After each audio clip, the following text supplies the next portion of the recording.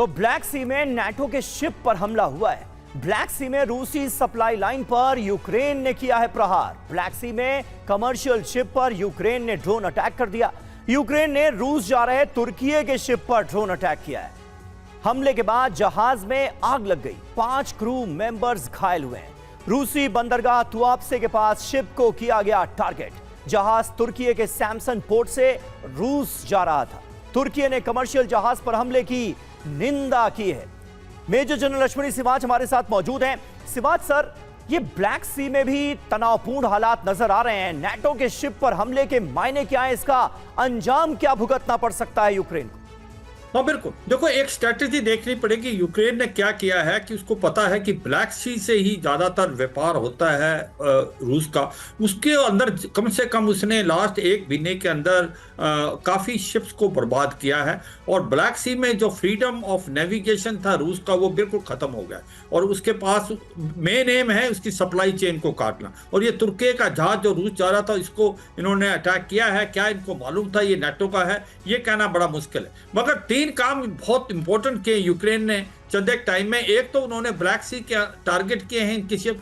दूसरा जो आप देखें कि उसने एक प्रकार से जो रूस का इंफ्रास्ट्रक्चर के साथ साथ जो एनर्जी सेक्टर है उसको बर्बाद करने की कोशिश की है। जो क्रीमिया है उसको भी उसने बहुत ही टारगेट किया है और क्रीमिया से जो मेन लैंड के लिए जो ब्रिज जाता है करेच ब्रिज उसको भी ऑलमोस्ट नॉन ऑपरेशनल बना दिया है। तो कहने का मतलब यह है कि जो यूक्रेन की स्ट्रेटेजी है कि किसी तरीके से रूस का जो सप्लाई चेन को काटा जाए।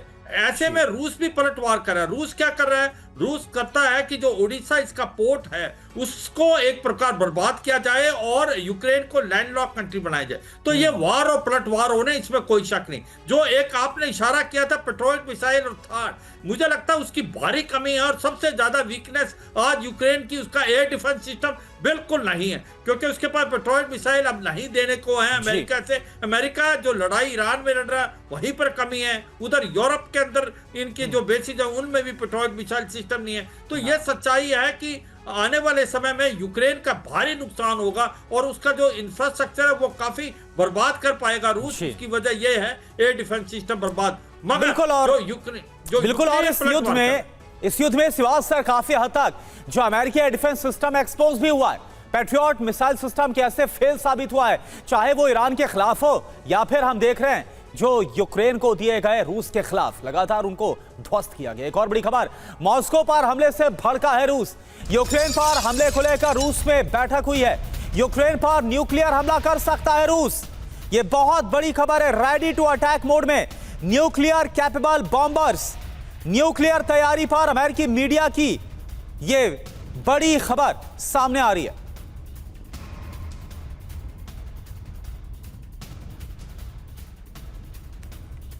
और यूक्रेन पर न्यूक्लियर हमले की कैसे की जा रही है तैयारी, कुछ अहम डिटेल्स हम आपके सामने रखने जा रहे हैं। रूसी रिफाइनरी पर लगातार हमले से रूस बहुत बौखलाया हुआ है, भड़का हुआ है। यूक्रेन पर न्यूक्लियर अटैक करने की योजना बनाई जा रही है रूस में। टैक्टिकल न्यूक्लियर वेपन के इस्तेमाल की संभावना पर चर्चा की जा रही है।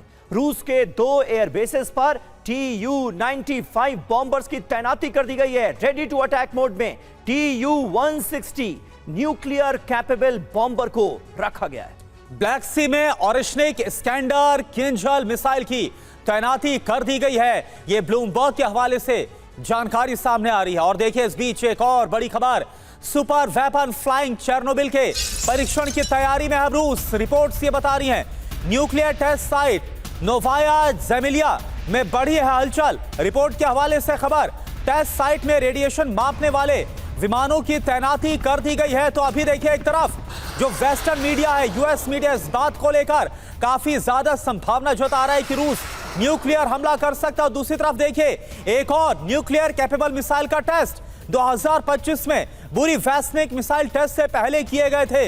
ऐसे ही इंतजाम रूस के सुपर वेपन पर नेक्स्टा की सनसनीखेज रिपोर्ट।